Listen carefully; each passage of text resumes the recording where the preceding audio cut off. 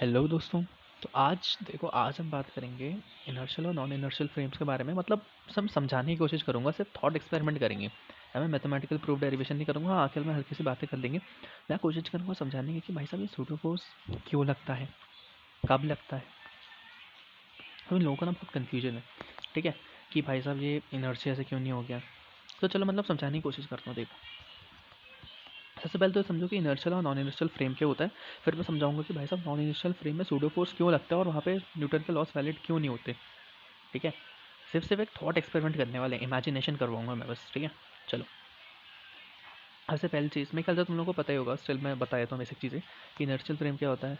जो non accelerated motion होता है, मतलब जब जो हमारा फ्रेम ऑफ रेफरेंस है वो या तो रेस्ट में होगा या तो यूनिफॉर्म या कांस्टेंट वेलोसिटी से चल रहा होगा। ठीक है, उसमें हम है न्यूटन लॉज ऑफ न्यूटन के सारे लॉज वैलिड होते हैं वगैरह वगैरह। ठीक है, अब जैसे ही हम एक एक्सेलरेटेड फ्रेम ऑफ रेफरेंस पे आते हैं, मतलब वो फ्रेम ऑफ रेफरेंस जो एक्सेलरेट कर रहा है, तो हम उसमें क्या लगा देते हैं, एक सूडो फोर्स लगा देते हैं। मतलब सुनो, नॉन इनर्शियल फ्रेम क्या होता है, जो क्या होता है, एक्सेलरेटेड फ्रेम। सीधी बात है, हम कहते हैं कि वहाँ पे न्यूटन लॉस वैलिड नहीं है। अब सुनो मैं क्या कह रहा हूँ, इमेजिन करो कि तुम एक बस पे हो या एक ट्रेन पे हो। ठीक है, तो फिर क्या होगा, जैसे ही बस हमारा एक्सेलरेट करेगा, ठीक है, या ट्रेन हमारी एक्सेलरेट करेगी, तो हमारे ऊपर क्या आएगा, पीछे को एक धक्का आता है ना, आता है ना। ठीक है, अब वो धक्का किसने दिया, कोई इंसान तो ऐसा धक्का दिया नहीं ना, वो क्या था, सूडो फोर्स। अब समझो, हकीकत में वहाँ पे कोई फोर्स नहीं था, हमने एक फॉल्स फोर्स लगा दिया जिसे हमने नाम दिया सूडो फोर्स। अब लोगों के अंदर सवाल आता है कि भाई ये तो इनर्शिया की वजह से हुआ है। हमने तो पहले पढ़ा है टेंथ वगैरह में कि अ, ये जब जब हम चल रहे थे तो हम कांस्टेंट वेलोसिटी थी, जैसे बस ने वेलोसिटी बढ़ाई हमारी उतनी, हम उतनी वेलोसिटी से चलना चाहते थे, इस वजह से हम पीछे को आ गए। बस आगे निकल दी, हम उतनी जगह पे रहे, तो इसलिए हमें लगा कि बस ने पीछे को धक्का दिया। ये जो पूरी कहानी है, ये किसके लिए है? ये ये कहानी कौन देख रहा है, ये कहानी वो इंसान देख रहा है जो बस के बाहर है। ठीक है, समझने की कोशिश करो, जो इंसान बस के बाहर है वो देख पा रहा है कि हाँ भैया बस आगे को चल रही थी और अब बस ने अपनी रफ्तार बढ़ाई और इसकी वजह से बस ने एक्सेलरेट करा। अब मुझे बताओ तुम क्या देख रहे थे, जो बस के अंदर जो इंसान बैठा हुआ है, जो तुम अंदर बस के अंदर है, ट्रेन के अंदर बैठे हुए हो, तो तुमने क्या देखा, क्या तुम्हें पता चला कि बस एक्सेलरेट करी? अब तुम कहोगे हाँ भाई मुझे तो आवाज़ आई। अब चलो एक एक थॉट एक्सपेरिमेंट करते हैं। ठीक है, इमेजिन करो कि ट्रेन है, चलो ट्रेन ही मान लेते हैं, बस मान लो तो बस मान लेना। वो अ, एक अंधेरी सी टनल से जा रही है। ठीक है, हर जगह अंधेरा ही अंधेरा है। ठीक है, और ट्रेन चल रही है और तुम्हें बाहर कुछ दिखाई नहीं दे रहा। ठीक है, सिर्फ और सिर्फ ट्रेन के अंदर लाइट्स चल रही हैं, बाहर की हेडलाइट भी ऑफ है, ट्रेन की रास्ता भी तुम्हें दिखाई नहीं दे रहा, तुम्हें कुछ दिखाई नहीं दे रहा। अब अपने कान बंद कर लो।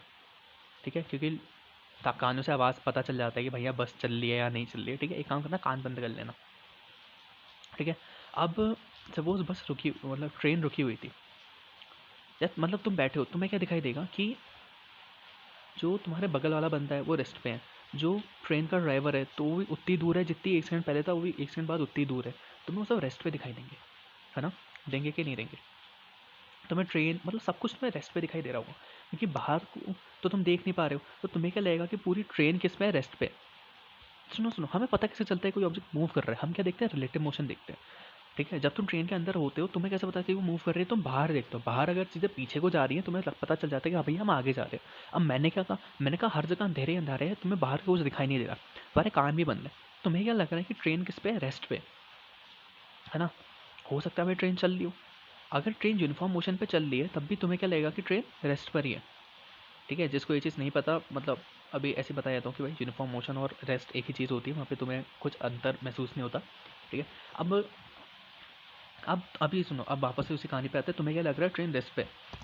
अब सॉरी, अब जैसे ट्रेन चलना शुरू हुई, तुम्हें क्या लगेगा, पीछे को तुम्हारे किसने आया, धक्का आया। क्या तुम्हें पता चला कि ट्रेन चलना शुरू हुई? अब भी हर जगह अंधेरा ही है, तुम्हें अब भी क्या लग रहा है कि ट्रेन रेस्ट पे है, तुम कहाँ हो, ट्रेन के अंदर बैठे हो। ठीक है, तुम्हें पता नहीं चला, तुम्हें नहीं पता चल पाएगा कि भाई ट्रेन चल रही है, मैं तुम्हारे कान बंद करवा रखे हैं, याद रखना। तुम्हें आवाज़ से भी नहीं पता चल रहा है कि भाई ट्रेन का इंजन चालू है बंद है। ठीक है, जो तुम्हारे बगल में था आगे पीछे सब तुम्हें अब भी उसी जगह पे दिखाई दे रहा है, तुम्हें नहीं पता चल रहा कि ट्रेन चली, क्योंकि रास्ते हर जगह अंधेरा है, लेकिन तुम्हारे ऊपर पीछे फोर्स आया। ठीक है, अब ये फोर्स किसने आया, अब ये जो फोर्स था ये था सूडो फोर्स। ठीक है, ये जो पीछे को धक्का आता है ये है सूडो फोर्स। अब समझ आया कि हम ये इनर्शिया से क्यों नहीं एक्सप्लेन करा सकते। और इसलिए यहाँ पे न्यूटन लॉज वैलिड नहीं है। क्यों नहीं वैलिड है? क्योंकि जब तुम बस के अंदर बैठे थे, न्यूटन के लॉ क्या कहते हैं, जब तक तुम्हारे ऊपर फोर्स नहीं लगेगा तुम्हारा कोई डिस्प्लेसमेंट नहीं हो सकता, कोई एक्सलेशन नहीं आएगा। बट तुम तो भाई बस के ऊपर खड़े हुए थे या बैठे हुए थे, तो भाई तुम्हें किसी ने धक्का दिया? नहीं दिया ना। तुम्हें क्या लग रहा था सब कोई रेस्ट पे था, किसी ने आके तुम्हें धक्का नहीं दिया, बट स्टिल तुम्हारे ऊपर पीछे को फोर्स आया ना, तो पीछे को डिस्प्लेस हुए ना, वो किसने दिया? फोर्स। इसलिए कहते हैं कि भाई वहाँ पे न्यूटन के लॉज वैलिड नहीं होते हैं। ठीक है, और जो इनर्शिया वाला कॉन्सेप्ट है वो किसके लिए है? जो बस के बाहर बैठा है ना, जो बस के बाहर है, ट्रेन के बाहर से जो तुम्हें देख रहा है उसे दिख रहा है कि हाँ भाई ट्रेन एक्सेलरेट हो रही है, बस एक्सेलरेट हो रही है। ठीक है, उसे सब उसके उसे वो देख पा रहे हैं कि हाँ भैया वहाँ पे न्यूटन लॉज ऑफ वो सारे वैलिड हैं। बट जो तुम ट्रेन के या बस के अंदर बैठे हो तुम्हें क्या लग रहा था? तुम्हें सब शुरुआत से लेकर अंत तक तुम्हें ये लगा कि भाई रेस्ट पे था सब। जो बाहर बैठा है वो देख पा रहा है कि भैया पहले इनिशियल वेलोसिटी चल रही थी, फिर उसने एक्सेलरेट करा, फिर उसने देखा कि भैया इनर्शिया का उसने पूरा कॉन्सेप्ट लगाया, तो उसके लिए सही है। लेकिन जो तुम अंदर बैठे हुए थे तो हम नहीं कर पाए। इसलिए हम क्या करते हैं, अब हम अब हम अमेरिका का, अब जब नॉन यूनिवर्सल फ्रेम में अब तुम समझ गए कि वहाँ पे न्यूटन के लॉज वैलिड नहीं होते, इसलिए वहाँ पे सूडो फोर्स लगाते हैं।